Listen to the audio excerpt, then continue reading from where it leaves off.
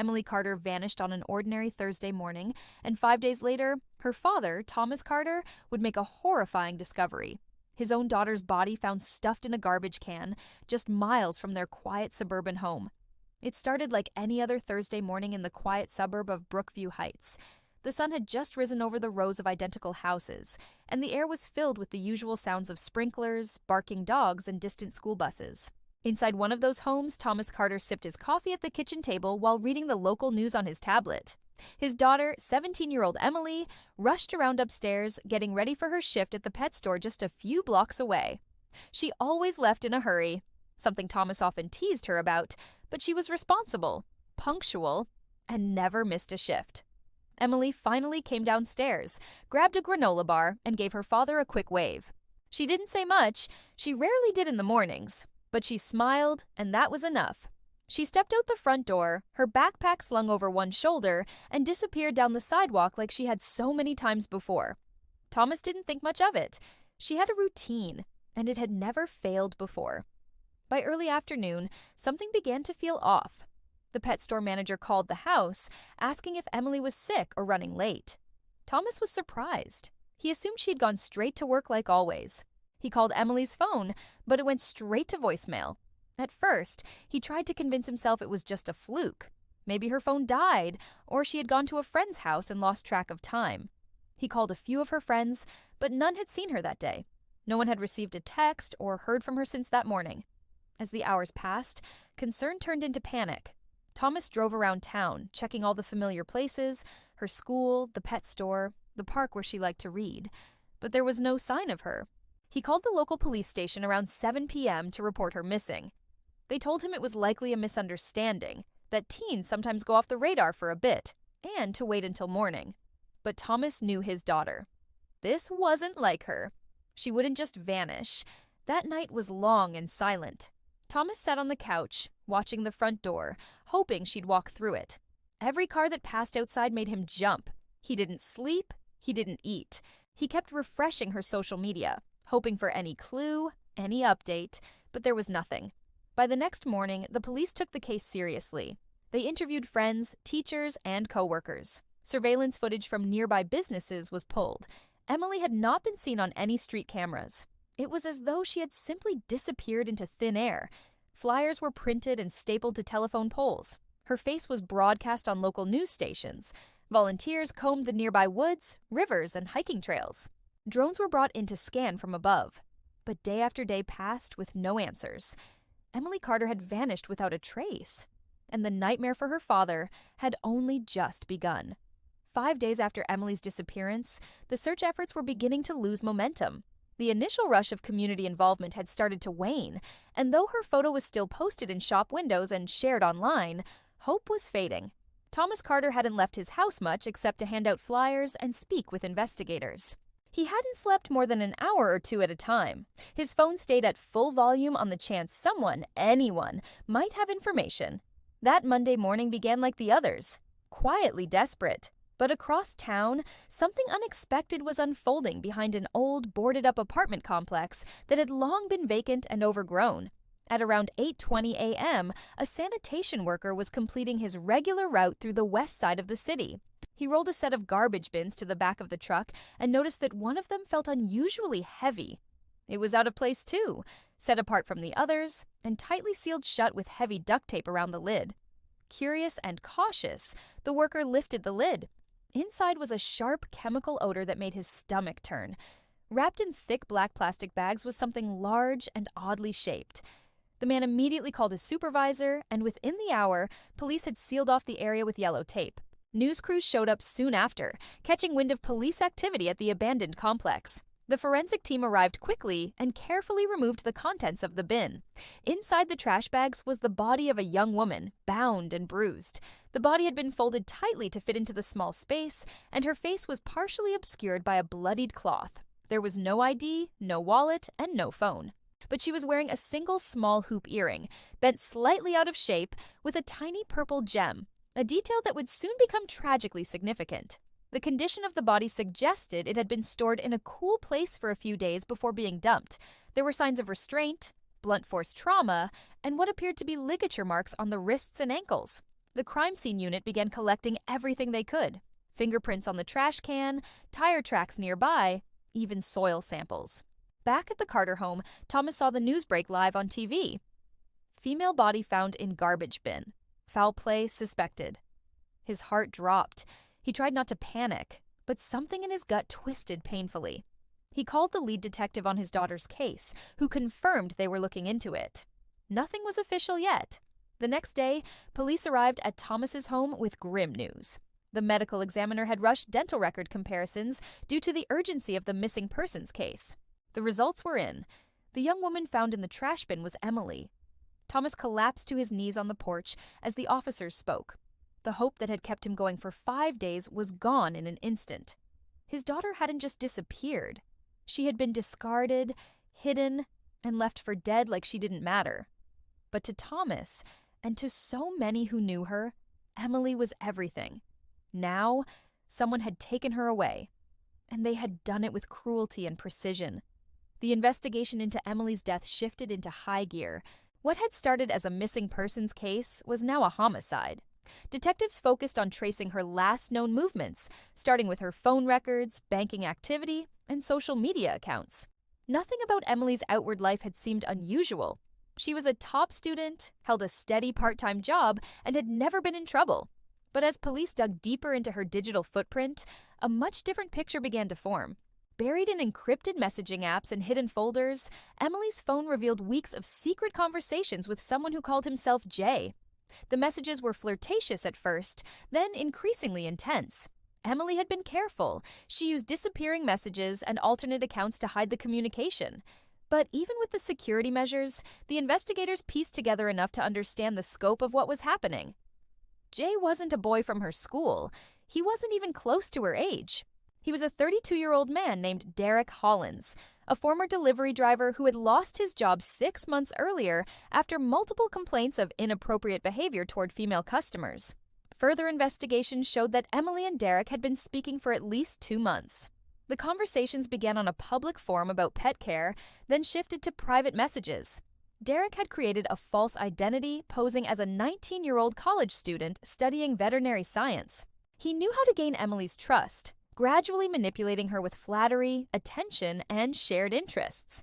Eventually, their messages hinted at secret meetings. Police suspected they had met in person more than once. With a name and a photo pulled from Derek's old driver's license, detectives visited his last known address. It was a sparsely furnished apartment with signs of a hasty departure. There were no personal photos on the walls, no electronics left behind. But in a locked drawer under the bathroom sink, they found an old hard drive. On it were hundreds of images, some clearly taken without consent. Among them were pictures of Emily at her school, near the pet store, and walking home. Most were zoomed in and grainy, taken from a distance, but a few were disturbingly close. One showed her sitting on a park bench, looking at her phone, completely unaware of the camera aimed at her. Police also found something small but significant, a silver hoop earring with a purple gem, just like the one found on Emily's body. It had been tucked into the corner of a sock drawer, almost as if hidden deliberately. A warrant was issued for Derek Hollins' arrest, but he was already gone. His car had been abandoned at a motel on the edge of town. Inside were empty food wrappers, a few articles of clothing, and a cheap prepaid cell phone. Surveillance footage from the motel showed Derek checking out 2 days earlier and leaving through the back exit on foot. From that point, his trail went cold. While police launched a full manhunt, the media ran his photo across every local and national news outlet. Emily's case was now a full-blown criminal investigation, and Derek Hollins was the prime suspect. But as disturbing as his connection was, there was still no concrete evidence tying him to her death.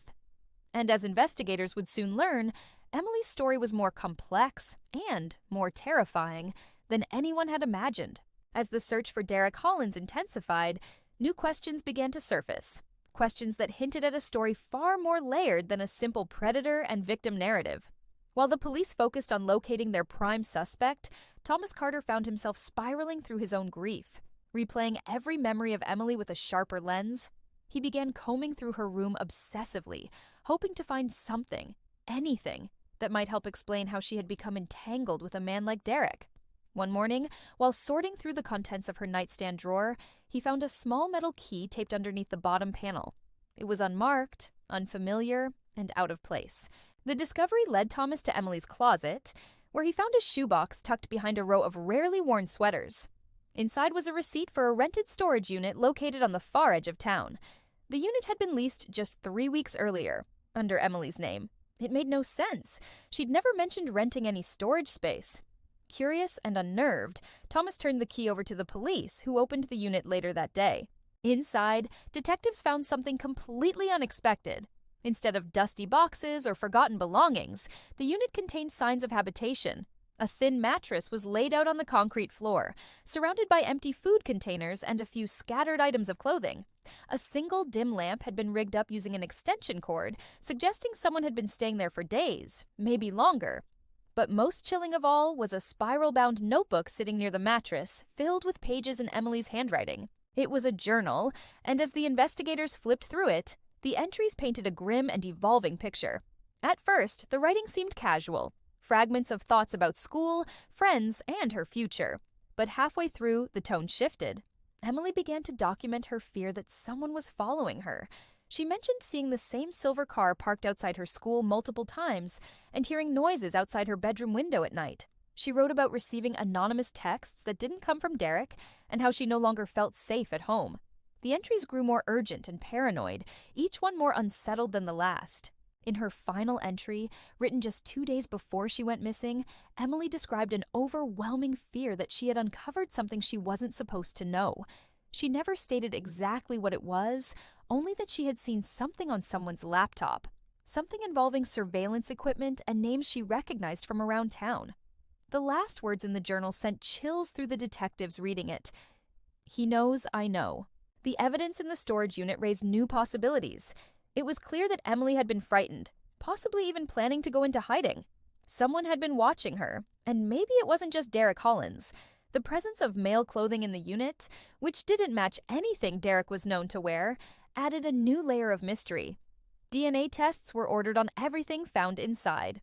As the results were pending, detectives began to ask themselves a troubling question. What if Emily's killer wasn't just a stranger she met online? What if someone much closer to her, someone she trusted, had far more to hide than anyone realized? Just as Emily's case appeared to hinge entirely on the capture of Derek Hollins, a startling break came from an unlikely place. Over 200 miles away, a gas station attendant in a small rural town reported a suspicious man living in a rundown camper parked near the edge of the woods. He fit the descriptions seen in national news broadcasts: unkempt, thin, and constantly looking over his shoulder. Authorities were dispatched to the scene immediately. By the time they arrived, the camper was empty. Derek was gone again, but this time he had left something behind. In the cluttered interior of the camper, tucked under a pile of old clothes, officers found a plastic bag containing a flash drive. It was labeled in messy handwriting, "Emily." Detectives rushed it back to the lab.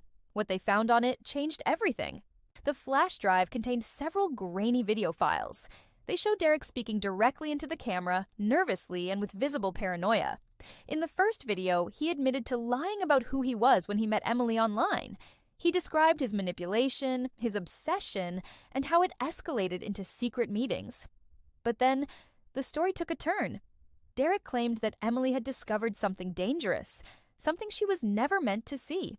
According to Derek, during one of their meetings, Emily confided that someone close to her was involved in illegal surveillance. She had found files on a laptop belonging to a family friend. Photos, videos, and private communications collected on unsuspecting people in their town. She had started gathering evidence. Derek said he offered to help her hide, while she figured out what to do next. In his words, "She was in over her head. She thought I was the monster, but there was someone worse, and he was already inside her life." In the final video, Derek insisted he didn't kill her. He said Emily had agreed to meet him at the storage unit to give him the evidence, but she never showed up. He ended the recording with one haunting sentence: "If anything happens to me, it wasn't her. It was him." Authorities initially dismissed the claims as a manipulative attempt to deflect blame. But the journal, the strange male clothing in the storage unit, and new DNA results forced them to reconsider. When the DNA test results came back, they revealed something investigators hadn't expected: a partial match with Thomas Carter. Under questioning, Thomas denied everything. He claimed the DNA must have transferred from helping clean Emily's room or loading things into her car. But investigators weren't convinced. Phone records showed that on the day Emily disappeared, Thomas's phone had been pinged near the storage unit location, an area he had no reason to visit. Further forensic analysis of Emily's computer revealed recently deleted files, partially recovered by specialists. These included photos of classified-looking documents and webcam images taken secretly. The metadata pointed back to a home network, Thomas's own Wi-Fi connection. Faced with mounting evidence, prosecutors charged Thomas Carter with the murder of his daughter. In court, the prosecution argued that Emily had uncovered her father's secret operation of illegally collecting surveillance data, possibly for profit or coercion. Afraid she would expose him, he took the most drastic measure possible to silence her. The case stunned the community. A father known for his devotion to his daughter had been hiding a darker reality. In the end, it wasn't a predator from the internet or a stranger in the shadows. It was someone Emily had lived with, trusted, and loved, until the moment she realized the truth.